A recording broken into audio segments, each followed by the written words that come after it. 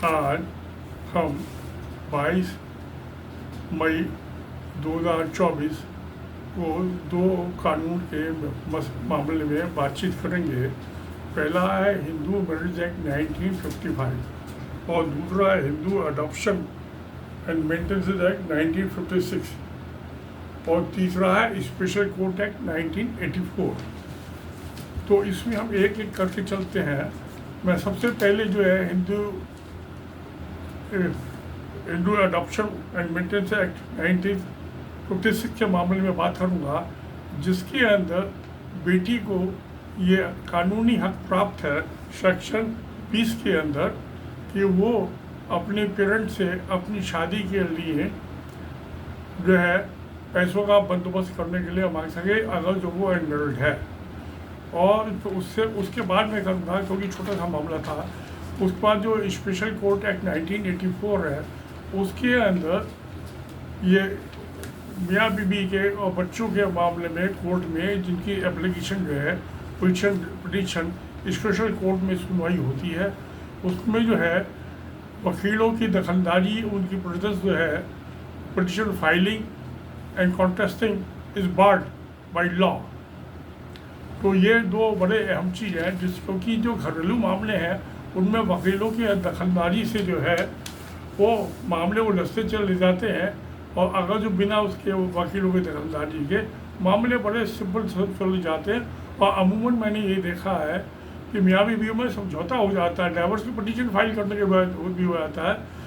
ये इसमें जो है ये हिंदू मैरिज एक्ट में सेक्शन 13 में दायर होती है डाइवोर्स की एप्लीकेशन। और उसके अलावा जो है जो ये है दूसरा कई कानून है, violence act, domestic violence act 2005, इसमें तो खैर वकील अलाउ है, मगर ये सब मामले सुलझ जाते हैं अगर जो वकीलों की दखलंदाजी को प्रोहिबिट कर दिया जाए। इसलिए 84 के एक्ट में जो था ये कदम उठाया गया। हालांकि वकीलों ने बहुत प्रोटेस्ट किया था कि उनकी, क्योंकि बात उनकी ठीक थी कि हमारी तो दाल रोटी का सवाल है, अगर जो आप वकीलों की दखलंदाजी पिटीशन और कॉन्टेस्टिंग पार कर देंगे। मगर राजीव गांधी ने कुछ चुना, वो कानून आज भी लागू है। अब मैं एक एक करके आता हूँ इस मामले में। जो ये हिंदू मैरिज एक्ट 1955 है, इससे पहले इसकी जरूरत क्या पड़ी? क्योंकि जो सोशल कंडक्ट है, कोडिफिकेशन और सोशल कंडक्ट एंड लॉ, तो religion and law both are two sides of the same coin. Codification उनका किया जाता है जब आदमी जो है धर्म को मानना छोड़ देते हैं तो उसको कोडिफाई करके लॉ बनाना पड़ता है, जिसके अंदर पनिशमेंट दिया जाता है। क्योंकि धार्मिक मामले में तो कोई जेल का पनिशमेंट नहीं होता, कोई फाइन पनिशमेंट नहीं होता। इसलिए जो है ये इसको कोडिफाई करके लॉ बनाना पड़ा 1955 में। और हमारे कॉन्स्टिट्यूशन ऑफ इंडिया का आर्टिकल 25 वो ही कहता है कि सबको जो है अपने धर्म के मामले में, अपने विचारों के मामले में, अपनी परंपराओं को प्रोटेक्शन का, उनको प्रैक्टिस करने का राइट है। बात ठीक है, बिल्कुल ठीक बात, होना चाहिए ये राइट जो है सबको ही होना चाहिए। इसलिए संविधान ने, क्योंकि हमारा संविधान एक वेलफेयर, पीपल्स वेलफेयर है संविधान, इसलिए ये सब चीज़ें उसमें दी गई। अब मैं चलता हूँ, इसमें जो लास्ट जजमेंट आया है ये Mrs Justice B Nagarathna and Augustine George Masih, ये दो जजेस की बेंच थी सुप्रीम कोर्ट की, इन्होंने फरवरी में जजमेंट दिया। इस सेक्शन 7 में जो हिंदू मैरिज एक्ट का है, अगर जो कोई शादी विवाह के जो है वो परंपराओं के मुताबिक नहीं होती है किसी समाज की, तो वो इनवैलिड है। और इनवैलिड शादी जब है, शुरू से इनवैलिड है, तो उसमें फिर डाइवोर्स वगैरह की कोई ज़रूरत नहीं है, डाइवोर्स की एप्लीकेशन नहीं लगा सकते। अब सवाल ये इनवैलिड शादी कौन सी है? तो जो सेक्शन 7 में उसमें अपने आप ही डिफाइन किया है उन्होंने कि सप्तपदी जो है वो एक पार्ट है उससे पहले 5 चीज़ें और होती हैं। जैसे सगाई है, ये इससे पहले जो है ये होती है 5 सब सगाई होती है, उसके बाद सप्तपदी होती है, उसके बाद कन्यादान होता है, उसके बाद उसको कन्यादान को एक्सेप्ट करने वाला होना चाहिए लड़की का माता पिता। उसके बाद है पलंगाचार कि लड़की को एक पलंग पे बैठा दिया जाता है। उसके जो बड़े बुजुर्ग होते हैं फैमिली के, लड़की के माता पिता, उसके ताऊ चाचा मौसा मौसी सब उसको लड़के को तिलक करते हैं, और जो ठीक समझे 1 रुपये चवन्नी अठन्नी 100-50 रुपये अपनी औकात के मुताबिक देते हैं, और लड़की की गोदी में गोला रख देते हैं। गोले का मतलब बच्चा, सिंबल बच्चा, जो कोकोनट होता है वो गोला रख देते हैं और आशीर्वाद देते हैं कि दूधो ना हो पूतो फलो, कि तुम्हारे जो है दूधों से ना हो, तुम्हारे घर में सब संपत्ति हो, मालदार बने, और तुम्हारे ज़्यादा से ज़्यादा पुत्रों की तुम जन्म दो। तो उसके बाद पे ये होती है पलंगाचार। उसके बाद पे विदाई होती है। लड़की के माँ बाप और आमतौर से लड़की को औरतें ही विदाई देती है बेटी को अपनी। उसके बड़ी बुजुर्ग होती हैं, उसकी बहनें भी होती हैं, बड़ी छोटी बहन भी हो सकती है, कोई भी होती है, वो सब लड़की को विदाई देते हैं। और उसके बाद जो है आखिरी जो रस्म होती है घर वापसी उसको क्या नाम है, बहुत से नामों से जाना जाता है। वो वापसी कब होती है? तो वापसी का यानी पहली हुई सगाई के बाद जो है सतपति के बाद ये कन्यादान के बाद कन्यादान ग्रहण, उसके बाद पलंगाचार, उसके बाद विदाई, और उसके बाद पग वापसी का मतलब ये है लड़की अपने हस्बैंड के साथ जाती है कि वो पलंगाचार हो गया, हस्बैंड और वाइफ को दोनों को लाइसेंस मिल गया सेक्स के लिए समाज की तरफ से, तो अब वो चली जाती है अपने ससुराल में। अब जब ससुराल में चली जाती है उसके बाद वहाँ उसका सेक्स होता है, उसके बाद उसका भाई जो उसको लेने के लिए आता है। अब आजकल बहुत सी चीज़ें हो गई हैं, हाथ ही हाथ जो है वो उसका सेक्स वानी लड़के लड़की के बीच में है, पलंगाचार का में जो उनको आशीर्वाद दिए गए तो वो पूरा नहीं हुआ, और उससे ही पहले जो है उसका वो सब घर पग वापसी की रस्म कर दी जाती है। वो तो इनवैलिड शादी हो गई जिसमें इस किस्म का होता है। एक और है कुछ शादियाँ जो प्रोहिबिटेड है, जैसे कि हमारे यहाँ इसमें सेक्शन है जो प्रोहिबिटेड मैरिज का है ये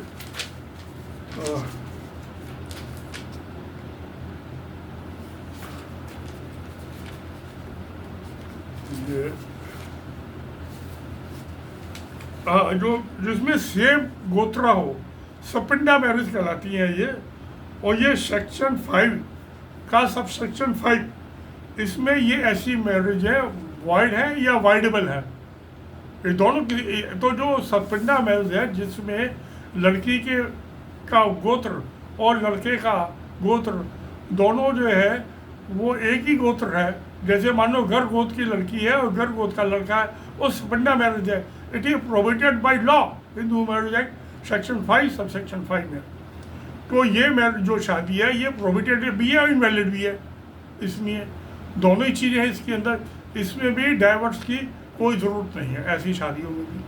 तो जिसमें यानी कि धार्मिक रीति रिवाज पूरे नहीं किए गए, जैसे मैंने बताया ये कि ये सगाई और उसके बाद क्या ये सतपति और उससे पहले कन्यादान, उसके बाद उस दान का जब तक एक्सेप्ट नहीं कर गया कोई दान को तब तक वो दान मान्य नहीं है, तो वो भी इनवैलिड है।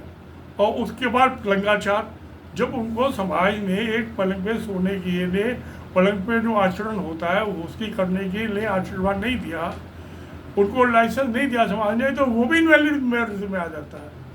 और उसके बाद जब लड़की जो है और लड़के जाते हैं विदाई के बाद, और उसके बाद विदा उनके सेक्स हुए बीच में, और वो क्योंकि उसका पर्पज़ ये होता है कि बहुत सी दफ़े ऐसी मैरिज जो होती है जिनमें लड़का या लड़की सेक्स से कैपेबल नहीं होते हैं, तो वो भी जो है वो लड़की जो है जब वापस आती है, पग वापसी होती है, घर वापसी होती है, तो आके अपनी माँ को बताती है कि काम जो है सब ठीक ठाक है, बंदोबस्त है, ताम जाओ। तो फिर उसको जो है बाद में जब लेने जाता है तो उसका भाई जाता है लड़की का, तो उसके बाद जब उसको सूचना देते हैं वो 1-2 दिन बाद जाके उसका हस्बैंड उसको वापस ले आता है। उसके बाद तो कभी आए कभी जाए खुली छूट हो। तो जिस शादी में ये जो है नहीं हुआ कार्रवाई, क्योंकि मुझे याद है एक शादी में हमारे रिलेशन में ही थी, उसमें सब चीज़ें हुई, और वो लड़की जब गई शादी के बाद जो है विदाई हो गई उसकी, और पलंगाचार के वजह से आशीर्वाद दे दिए गए कि दूधो नाओ पूतो फलो, मगर जब वो गई तो उसने देखा सेक्स में उसका आदमी जो था इनकेपेबल था परफॉर्मेंस में। तो वो लौट के आई, उसने अपने आके माँ को सूचना दी कि ऐसा है मामला। उन्होंने जो है लड़की के पिता को बताया। उन्होंने कहा बेटा ऐसा करो, तो तुम्हारी ज्वेलरी वगैरह है सब लेके, कोई लड़की वालों की तरफ से ज्वेलरी चढ़ती है, लड़कों वालों की तरफ चलते हैं, वो तुम सब चीज़ें लेके अभी तुम चली आओ सुबह को, शाम को वापिस आ जाओ। वहीं मिनट की बात थी। वो लड़की जो थी वो उसका नाम सनेल रहता था, हम उसको सन्नो ही कहते थे सब हमारी फैमिली में। और शाम को वापिस आ गई और उसके बाद जो कोई डाइवर्स की ज़रूरत ही नहीं थी, क्योंकि जो वो उसका परफॉर्मेंस ही नहीं हुआ पूरा शादी के जो रीति रिवाज है। तो उस पर उसकी लड़की दूसरी शादी करती गई। अब तो खैर वो दोनों बहनें भी मर गई, उनके पति भी मर गए, तो सब फैमिली में कोई बचा नहीं। तो आज इसलिए ऐसी शादियों का भी जिक्र करना जो है उसकी ज़रूरत नहीं है।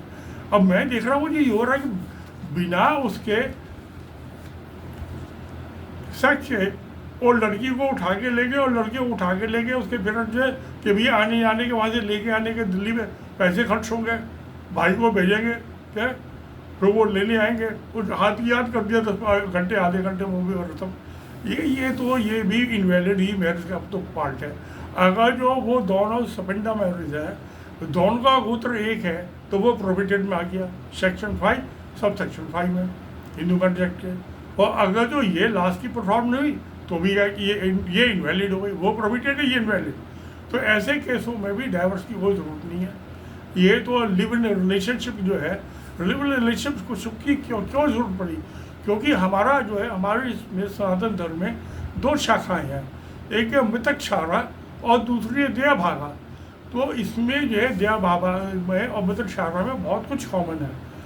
इसके मुताबिक जो है दया भागा और मृतक शाखा में लिव इन रिलेशनशिप को वैलिड माना गया है, और उससे लिव इन रिलेशनशिप से जो बच्चे पैदा होते हैं उनको भी वही राइट है जो कि वैलिड मैरिज के बच्चों को राइट है। हाँ, उसमें से एक डिफरेंस ये है कि गवर्नमेंट ने एक ऑर्डर पास कर दिया है कि जो पेंशन है, पेंशन के राइट्स हैं जो गवर्नमेंट अप्लाई है, और जो उसके पेंशन के राइट्स हैं वो सिर्फ जो वैलिड मैरिज से पैदा हुए हैं बच्चे, तो उसकी उन्हीं को राइट मिलेगा पेंशन का। मगर आजकल कितने आदमी को सरकारी नौकरी है, जो प्राइवेट नौकरी कर रहे हैं या बिजनेस कर रहे हैं, तो उनको तो कुछ पेंशन है ही नहीं, तो वहाँ पेंशन का भी कोई झंझट नहीं है। हाँ, मगर गवर्नमेंट क्यों है, तो मेरे सामने केस आया था जब मैं सर्विस में था कि एक लेडी जो थी उसके लिए सब निकाल लिया उन्होंने पेंशन, उसका पैसा जो ड्यू था उसके चौकीदार की डेथ के बाद जो था।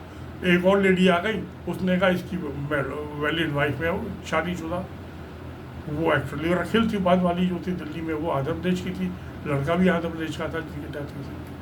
खैर हमने कहा इसका तो पहले फैसला हो कि कौन सी वैलिड वाइफ है, कौन सी जो है लिव इन रिलेशनशिप में और कौन सी जो है हिंदू मैरिज एक्ट के मुताबिक वैलिड में है। तो हमने किसी को पैसा नहीं है तो कोर्ट अदालत ही फैसला करेगी, वो पैसा वापिस जो था स्टेट बैंक में जमा करवा दिया। तो जब मैं एडमिनिस्ट्रेशन देख रहा था तो ये जो चीज़ें हैं बड़ा कॉम्प्लेक्स मैटर है इसका, इसमें बहुत से, मगर ये अच्छी बात हुई है कि जो फरवरी 2024 में सुप्रीम कोर्ट की 2 जजेस की बेंच ने जो था, ये जस्टिस मिसेस नागरथ था और जो जॉर्ज मसिया ने जो फैसला लिया कि इनवैलिड मैरिज के केस में या प्रोहिबिटेड मैरिज के केस में जो सपेंडा मैरिज होती है उसमें जो है डाइवर्स की ज़रूरत ही नहीं है, वो एब इनिटियो इनवैलिड मैरिज है, वाइडेबल मैरिज है। तो ये तो बड़ा आसान काम कर दिया, बहुत से इससे झगड़े निपट जाएंगे। तो ये सब चीज़ें हैं। अब इसमें जो है मैं देखता हूँ कि ये हिंदू अडॉप्शन एंड मेंटेनेंस के एक्ट में है, वो तो उसका तो मैंने पालन किया, ठीक किया। और जो अच्छा अब से एक और बात आई स्केल फैक्ट, जो सेक्शन 7 है हिंदू मैरिज एक्ट का, ये पवित्र रखने के चारों तरफ फेरे लेने, कन्यादान भी उसी के सामने होना है अग्नि के साथ, और कन्यादान को एक्सेप्शन भी फायर के सामने होना है। ये 3 चीज़ें जो पवित्र फायर कौन है, कौन सी? आग तो आप घर में चूल्हे में जला लो, रोज़ जलती है सबके घरों में। आग तो जो है शमशान में भी जलती है रोज़, जब चिता जलाई जाती है। वह उसको स्केल फायर नहीं मानेगा। जो आग अग्नि जो है सूरज के निकलने के बाद, आफ्टर सनराइज और सनसेटिंग से पहले, शाम को सूरज छिपने से पहले प्रज्वलित की जाती है, इग्नाइट की जाती है, से वही स्केल्ड मैरिज है। अब आजकल क्या हो रहा है कि रात को जो 11 बजे 12 बजे जो अग्नि प्रज्वलित की जा रही है और फिर लिए ले आ रहे हैं, वो इनवैलिड है। क्यों कि वो अग्नि पवित्र नहीं हुई। सेक्शन 7 में जो स्केल्ड मैरिज की बात की है, पवित्र अग्नि की बात की है, वो नहीं, इसलिए सारी सेरेमनी जो वो भी इनवैलिड हो गई। अब उसके ये क्यों चालू हुआ? आज साउथ इंडिया में आज भी जो है शुरू से ही जो ये होते थे, ये दोपहर के टाइम होते थे, सतपदी होती थी, हवन, ये हवन है। एक इंसान की शादी जिंदगी में 4 हवन होते हैं। पहला हवन होता है जब उसके 40 महीने दिन का हो जाता है बच्चा, तो उसका नामकरण संस्कार का होता है। दूसरा हवन होता है जब उसकी सतपदी होती है, शादी होती है, दूसरा हवन होता है। तीसरा हवन होता है उसका जबकि उसकी चिता को अग्नि दी जाती है। और ये सब जो चारों की चारों, पांचवा होता है जब उसकी 13वीं होती है। 13वीं कोई कंपल्सरी नहीं है। जो चिता में अग्नि दी जाती है उसमें पिंडों को आह्वान किया जाता है, मृतक के पिंडों का आह्वान किया जाता है, मगर उसमें देवी देवताओं को नहीं आह्वान किया जाता, पिंडों को किया था, यानी कि उसके जो पुरखे जो मर गए हैं उनका आह्वान किया जाता है। मगर जो 13वीं की रस्म होती है उसमें पिंडों को आह्वान किया जाता है और देवी देवताओं का आह्वान दिया था, उनको निमंत्रण दिया जाता है। तो ये इस तरह से जो शादियां हो रही हैं उसका वजह थी, एक वैलिड रीजन था किसी टाइम में। जो संविधान जब हिंदुस्तान में 1050 के आसपास, सबसे पहले तो 712 में मोहम्मद बिन कासिम आया था सिंध में, गुजरात वगैरह पे थोड़ा के इलाके में उसका कब्जा हो गया था। और वो क्या था, हिंदुओं की शादियों में, सनातन धर्मियों की शादी में ढोल नगाड़े बजते थे। वो मुसलमानों को पता चल जाता था कि शादी हो रही है, तो लड़की को उसके दहेज को सबको लूट पाट के ले जाते थे। तो इस दर से जो था ये तकरीबन 300-400 साल जो था, तो उसके बाद मोहम्मद गौरी आ गया 1050-1056 के आसपास जो था, तब भी ये सिलसिला जारी रहा। और ये जारी जब मुगल आए हैं, जब जिसका ये राणा प्रताप का जो ग्रैंडफादर था राणा संग्राम सिंह, तो उसने उसको निमंत्रण दिया था बाबर को कि आप आओ और इससे क्या नाम है, ये इब्राहिम लोधी है, जान छुड़ाओ, ये सख्ती से टैक्स वसूल करता है। ऐसी जो था जयचंद ने जो था मोहम्मद गौरी को बुलाया था, जब उसकी बेटी को पृथ्वीराज चौहान जो अजमेर का था उठा के भाग गया, उसका ममेरा भाई। तो क्या उस टाइम, वैसे आज के मामले में तो ममेरा भाई के बेटी जो अपनी बेटी समान होती है, मैं उस टाइम में नहीं माना जाता था, ले आते थे उठा के। तो पृथ्वीराज चौहान ले गया, फिर लड़ाई के लिए उसको बुलाना पड़ा, तो मोहम्मद गौरी आया था। तो मोहम्मद गौरी के उधर तो इसमें सदे में गुजरात के इलाके में तो 712 में जब मोहम्मद बिन कासिम आया, उसके बाद जो था ये यानी मिडिल इंडिया समझ लीजिए आपको मोर और लेस। और उसके बाद जो था 1056 के आसपास जो मोहम्मद गौरी आया, उस जिसने के गुलाम ने कुतुबुद्दीन ऐबक ने जो थी कुतुब मीनार बनवाई और सुल्तान गढ़ी बनाई, जो कि रंगपुरी गांव में दिल्ली में है। आज वहाँ हिंदू मुसलमान सभी जो है वो धूप बत्ती जला के आते हैं। वहाँ पे मोहम्मद गौरी के गुलाम कुतुबुद्दीन ऐबक की कब्र है और उसके मोहम्मद गौरी के कुत्ते की कब्र है। उसके कुत्ते की भी पूजा मोहम्मद गौरी के और उसके गुलाम कुतुबुद्दीन ऐबक की पूजा धूप बत्तियाँ मैं देखता हूँ हिंदू मुसलमान सभी जलाते हैं, वहाँ पूजा करके आते हैं। बहुत अच्छा सुंदर बना हुआ है पिंक कलर के स्टोन का वो बिल्डिंग जो है। अब चाहो तो पता नहीं मुझे क्या है क्या हुआ, तब कीकड़ के पेड़ों में जाने का रास्ता कच्चा था, मैं गया था 2 दफ़ा गया था सुल्तानगढ़ी रंगपुरी गांव में है। अब तो वहाँ सब डीडी की कॉलोनी बन गई वहीं पाल और उसके सामने रंगपुरी में। तो ये जो सब चीज़ें हैं इसको कैसे इसको समझा जाए। अब जब सतपदी की जाए, जब आपने तो उस टाइम क्या हो, जब क्योंकि लड़की को उठा के ले आते थे, मगर जब मुग़ल आ गए, बाबर आ गया, अकबर के आता थे, वो उठाने की सब कानून का सख्ती से अमल होने लगा था। और इसके जहांगीर के टाइम में तो बहुत ही ज़्यादा सख्ती, वो आज के जो तो छोड़ रहे सब में सब। जहांगीर जो था वो कसौटी के पत्थर पर बैठता था और सिंगल जज की बेंच होती थी।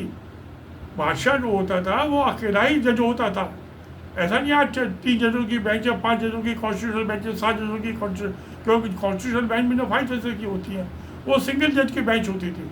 जितने भी राजा थे, महाराजा थे, बादशाह थे, नवाब थे, तो उसमें न्याय, अच्छा कोई कोर्ट फीस भी नहीं होती। अब जैसे हाई कोर्ट की 50 रुपये फीस है, सुप्रीम कोर्ट की 250 रुपये फीस है, उसके बाद 15 रुपये स्पेशल अपील के लगते हैं। अब सुप्रीम कोर्ट में पिटीशन लगाओ तो तकरीबन महीने का 300 सवा 300 रुपये खर्च हो जाते हैं। पहले तो 2 रुपये का एफिडेविट, अब 10 रुपये का एफिडेविट हो गया। तो उसमें जागीर के टाइम में कोई एफिडेविट भी नहीं लगता था। फिर जितने अनक्षर लगाओ सुप्रीम कोर्ट में 500 रुपये की पर अनक्षर फीस है। हाई कोर्ट में तो खैर नहीं है। हाई कोर्ट में तो 60 रुपये में आज काम चल रहा है, 10 रुपये का एफिडेविट है। और अपने उसमें लैपटॉप में जो एफिडेविट और बना लो, टाइप करना, वो भी खर्चा बन जाता है। सुप्रीम कोर्ट में आज भी 300 सवा 300 रुपये बहुत ज़्यादा फीस है। गरीब आदमी मुझे जैसा आदमी कैसे जाए? अभी मुझे जाना है सुप्रीम कोर्ट में, 3-4 पटिशनें लगानी है। अब तो मैं दिल्ली लौट के आ गया हूँ, खुद ही आर्गू करूँगा सब में कैसे जो है। ये बहुत सारी चीज़ें हैं इसके लिए। अब तो जब ये आज मैं गया, कई शादियाँ मैंने अटेंड की। मैं अपनी शादी की बात करता हूँ। मेरी निगाह में मेरी पत्नी जो है 2002 में मर गई। अब बेचारी का क्या करूँ? मगर मैं समझता मेरी अपनी मैरिज जो थी इनवैलिड थी, क्योंकि मेरी शादी की भी जो थी, जो सतपदी हुई थी, वो रात को ही हुई थी। हम दिल्ली से वो मेरठ गए थे सहारनपुर, जहाँ पे मेरी शादी हुई थी।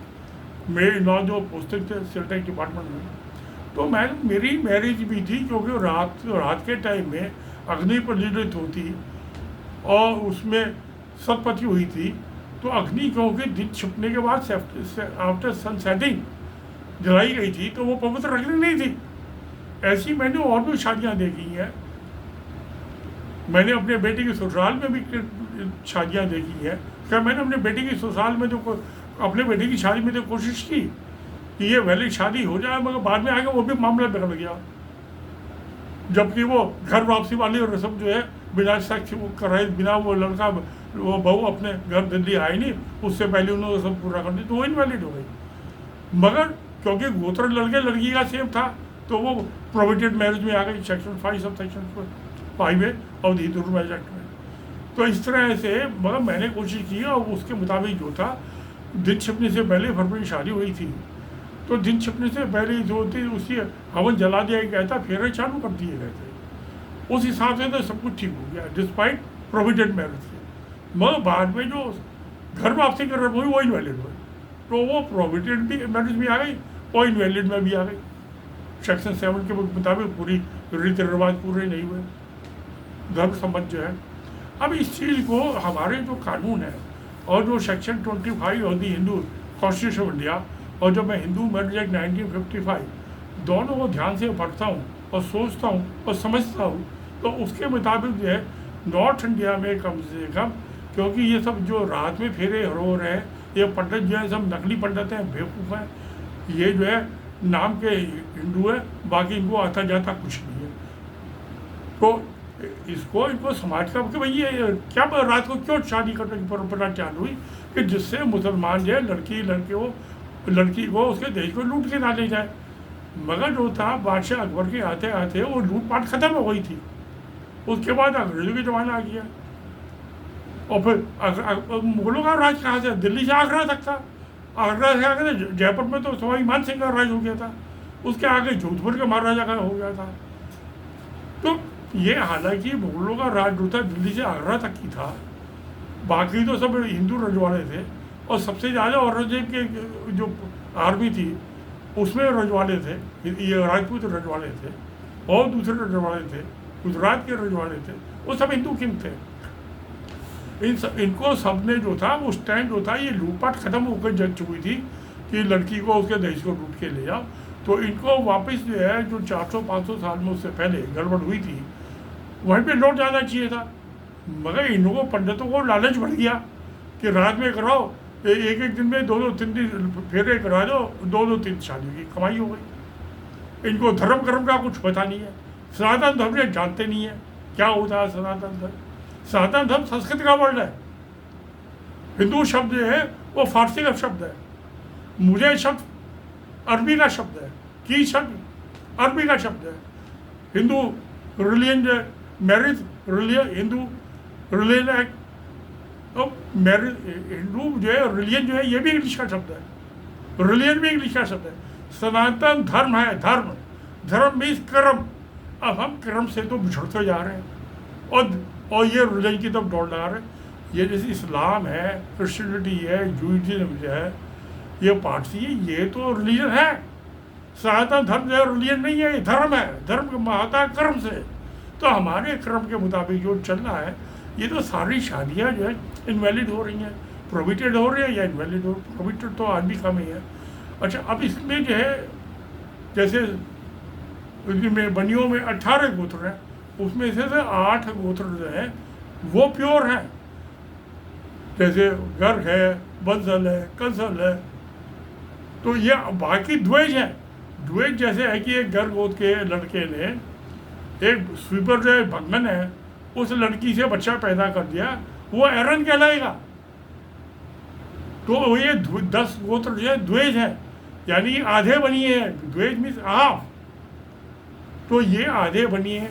अब सब इसमें भी, अब इसमें जो हाई कास्ट के बनिए हैं, जो 8 गोत्र हैं, और जो द्वेज बनिए, इनमें भी शादी जो है प्रोहिबिटेड है, गलत है। कोई भी समझदार आदमी ऐसी शादी नहीं करेगा, और करेगा तो वो गलत कर रहा है, और वो इनवैलिड है धर्म के बजाय, और उसको मान्यता नहीं देंगे। ये सारी चीज़ें जो हो रही हैं, अब इसका क्या इलाज है? आदमी जो सनातन धर्म भूल चुके हैं, हिंदू हिंदू करने लगे अपने आप को, क्योंकि फारसी का शब्द है। मकान, दुकान, संदूक, कलम, दवार, गद्दार, वफादार, ये सारे तुर्की भाषा के शब्द है, ये संस्कृत के शब्द नहीं है, ये फारसी के शब्द नहीं है। तो पहले अलाउद्दीन खिलजी वहाँ मोहम्मद गौरी से लगा के, कुतुबुद्दीन मोहम्मद गौरी तो 2 महीने में चला गया था वहाँ पे, वो वापसी में बठिंडा में उसका हत्या की भी कोशिश की थी जयचंद और उसके पिता ने। मैं गया था उसके बठिंडा के किले में देखने, 2 दफ़े गया था। जो फोर्ट बना हुआ इंडिया के अंदर से वही अकेला किला है जो कि 3 मंजिल का, बाकी सब 2 मंजिल से ज़्यादा के किले नहीं हैं, और बहुत पुराना किला है, तकरीबन 2000 साल पुराना, शायद ओल्डेस्ट फोर्ट है इंडिया के अंदर। तो अब ये है, इसका कैसे इसको सुधार किया जाए? लोग भाग जो है पंडितों पर विश्वास करते हैं, पंडितों को कख नहीं आता सनातन धर्म का, नकली हिंदू है वो उनको सनातन धर्म का कुछ वास्ता नहीं है, उनका लेना देना नहीं है। उनको ये पता नहीं है कि पवित्र रखनी जो होती है सूरज निकलने से के बाद और सूरज छिपने से पहले चालू हो जानी चाहिए। अब चिता में भी आग जो लगाई जाती है एक मृत्यु के बाद, वो भी सन सेटिंग से पहले लगाई जाती है। अगर वो सन, हम उसको वहाँ तक गंगा के किनारे नहीं पहुँच सकते, जैसे मिनट से 2-2.5 घंटे का रास्ता है, तो हम उसको फिर आजकल तो रेफ्रिजरेटर मिलते हैं, उसमें डेड बॉडी को रख देते हैं, तो फिर सुबह 9 बजे चलते हैं अगले दिन, क्योंकि गंगा की जो है वो गाड़ियाँ जो आती हैं वो लेके जाती हैं तो गंगा किनारे, तो वहाँ जाते भी घंटा लग जाता है चिता विता बनाने में। तो अच्छा, अब चिता को अगर जो था, मैंने बहुत कोशिश की अपनी पत्नी की कि किसी तरह इसको अग्नि है दिन छपने से पहले, और मैं कामयाब रहा, क्योंकि 1 बजे हम ले आए थे डेड बॉडी अपनी वाइफ के हॉस्पिटल से। उसके बाद हमने फटाफट काम निपटा के और अपनी डेड बॉडी को वाइफ के लेके हम चल पड़े। यहाँ से 3 घंटे में पहुँच गए, तो 4 बजे 4:15 बजे हम ब्रज घाट पहुँच गए थे, और हमने तो तकरीबन 4:30 पौने 5 बजे जो थी, जून के महीने में तो 6 साढ़े 6 बज जाते हैं सनसेटिंग टाइम, 6 तो बज ही जाते हैं। हमने 4:30 बजे के आसपास लगा ली, और वो उसके बाद जलती रही 4:30 घंटे चिता जलती रही। उसके बाद जब खवा उसको सबकी राख जो है मिट्टी वो सब जो थी वो गंगा में बहा दी। गंगा में बहाने के बाद नहाए धोए, उसके बाद खाना खाया, और रात को तकरीबन 2:30 पौने 3 बजे हम दिल्ली वापस लौट के आए। तो ये धार्मिक काम जो, पर मैं तो देख रहा हूँ आजकल जो है कि चिता में सन सेटिंग के बाद भी आग लगा जाते हैं कुछ नालायक आदमी, वो सनातन धर्म को भूल चुके हैं।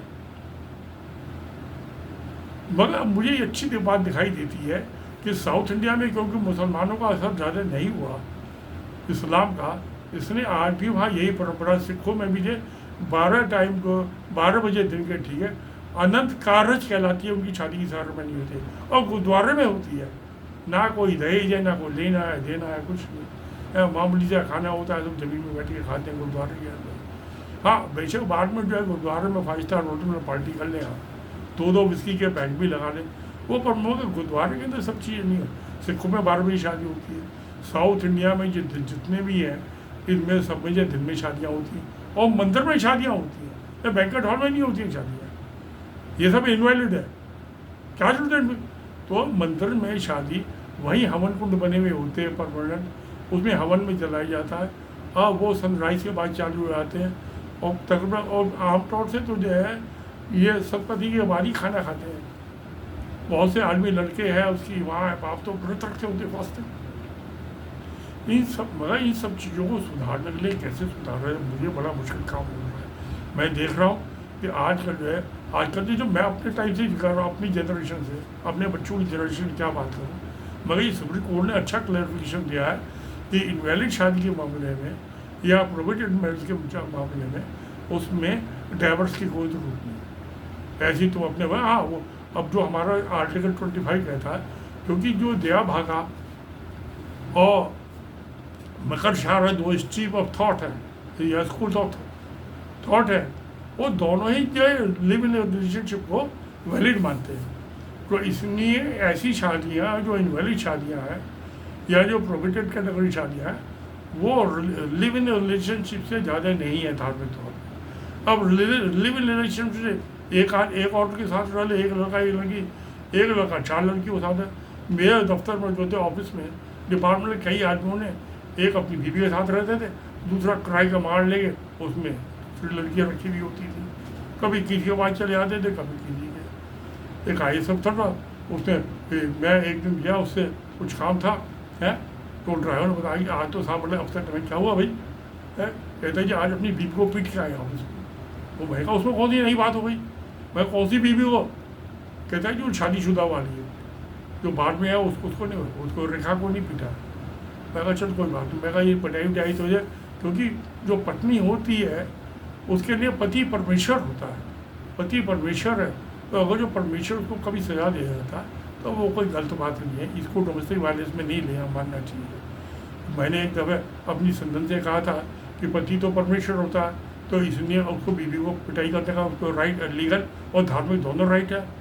तो वो ऐसा मुँह बनाने लगी थी, ऐसे कैसे पिटाई कर दोगे, जैसे मरी भी बिल्ली का मुँह होता है, ऐसे मुँह बनाने लगी। अरे भाई इसमें मुँह बनाने की क्या बात है, ये धर्म कहता है, सनातन धर्म कहता है कि पति परमेश्वर है, तो इसमें क्या दिक्कत है पति को परमेश्वर मानने में। तो मगर औरतों की आदत भी वो धर्म को मानने को तैयार नहीं है, वो धर्म कर्म का कुछ पता नहीं है, ना सनातन धर्म जानती है, उनको ये पता नहीं है। जो कहती हैं हमें हिंदू रिलीजन की नॉलेज है, उनको ये पता नहीं है कि जो मेरी से ये सतती हो रही है, शादी की रस्में हो रही हैं, ये इनवैलिड है, क्योंकि दिन तो छुप चुका है, रात को 11-12 बजे तुम फिर चालू कर रहे हो, अग्नि जला रहे हो अग्निकुंड में, हवन कुंड में, और शादियाँ कर रहे हो, और शादी करके फिर उसको तुम वैलिड कैसे मानती हो?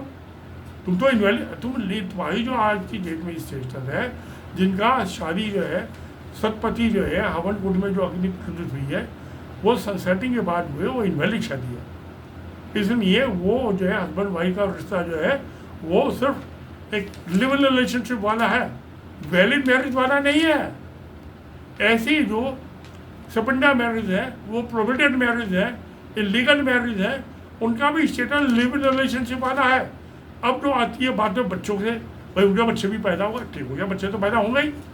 जब आज लड़के लड़की साथ रहेंगे तो उसके मामले में सेक्शन ये 26 है बच्चों के मामले में, और जो जॉइंट प्रॉपर्टी उसके मामले में भी हिंदू मैरिज एक्ट में दोनों में प्रोविजन है। ये सब प्रोविजन लॉ में तो है, क्योंकि लॉ क्या है, codification social conduct, this is religion as well law, यही कॉन्स्टिट्यूशनल लॉ है, यही इलेक्टेड लॉ है पार्लियामेंट का।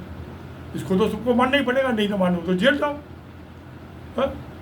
अब अगर जो पति ने अपनी पत्नी को 2-4 ठुड्डे मार दिए या थप्पड़ मुक्के मार दिए, कौन सी मुसीबत हो गई, जबकि वो तो पति परमेश्वर है सनातन धर्म के मुताबिक। अब बहुत सी बीमारियां भी इसी वजह से हो रही हैं आदमियों को, मेल पोस्टर्टी बीमारी हुई, ऑपरेशन क्यों होगा भाई, क्या जरूरत है? क्योंकि वो पत्नी की नालायकी है, उसको जो करना चाहिए अपने पति के साथ वो भी सबका पार्ट है।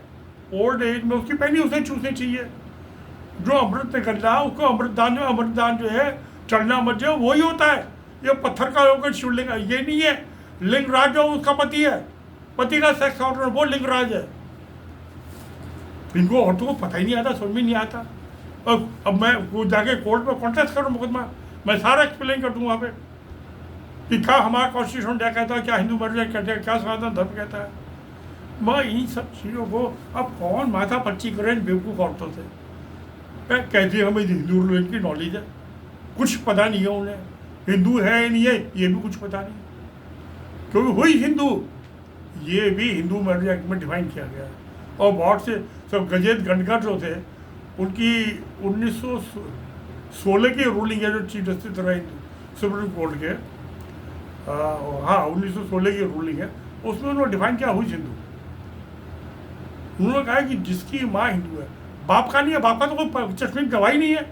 हाँ अलबत्ता माँ का चश्मिश गवाह है, उसने 8-9 महीने बच्चे को पेट में रखा है, सबने देखा है, उसकी डिलीवरी भी जो है कोई दाई होगी, कोई नर्स होगी, कोई डॉक्टर होगा अस्पताल में, इंस्टीट्यूशन में डिलीवरी है, तो माँ का तो चश्मिश गवाह है, बाप का कौन चश्मिश गवाह है। इसलिए उन्होंने कहा क्लियर कट कि हुई हिंदू में बाप का हिंदू है या नहीं है उससे कोई लेना देना नहीं है, माँ हिंदू होनी चाहिए, जो 1916 का जजमेंट है चीफ जस्टिस गजेंद्र गणकर के सुप्रीम कोर्ट के जज जो थे। और भी इस मामले बहुत से जजमेंट, हाई कोर्ट्स के तो बहुत से जजमेंट हैं, right from starting Tamil Nadu Madras high court, Calcutta high court, बहुत सारे जजमेंट्स हैं इसमें। वो सब उसको किताबों में पढ़ते पढ़ते आदमी जो है, अब मैं 80 के नज़दीक पहुँच रहा हूँ, अभी खैर दिलो दिमाग से तो बुढ़ा नहीं हुआ हूँ, मगर फिजिकली जो है इनकेपेसिटी होती जा रही है, बढ़ती जा रही है दिन पे दिन। ये सब चीज़ें देख रहा हूँ, इनको सुधार का मैं तो सुधार नहीं कर पाऊँगा।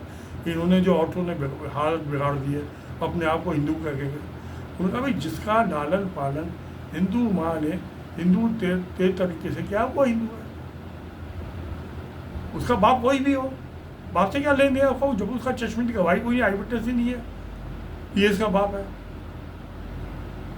अब डीएनए टेस्ट करा लो, अब डीएनए टेस्ट क्या होता है, कब से चालू हुआ डीएनए, और उसकी ऑथेंटिसिटी क्या है, मैं तो नहीं मानता डीएनए टेस्ट को, फिर कुछ आता जाता नहीं है डॉक्टर हो। तो अब ये सारी मुसीबतें हैं, तो इसको सबसे पहले तो ये किया जाए कि वैलिड मैरिज तो औरतों को शिक्षा दी जाए, उनकी माओं को शिक्षा दी जाए है कि भाई जो पवित्र रखनी है वो सनराइज के बाद और सन सेटिंग से पहले प्रज्वलित हो जानी चाहिए छोटे, उसके बाद तुम कुछ ही करते रहो, बेशक तो सतपति है और रात को तो 1 बजे की या 3 बजे कर दो सुबह। मगर अखनी जो पवित्र रखनी बात यूज़ किया है सेक्शन 7 में हिंदू मैरिज एक्ट के, वो कंडीशन जो है मैं तो देख रहा हूँ कि ज़्यादातर केसेस में पूरी नहीं हो रही है, इसलिए वो सब शादियाँ इन्वेलिड है। नमस्कार, धन्यवाद।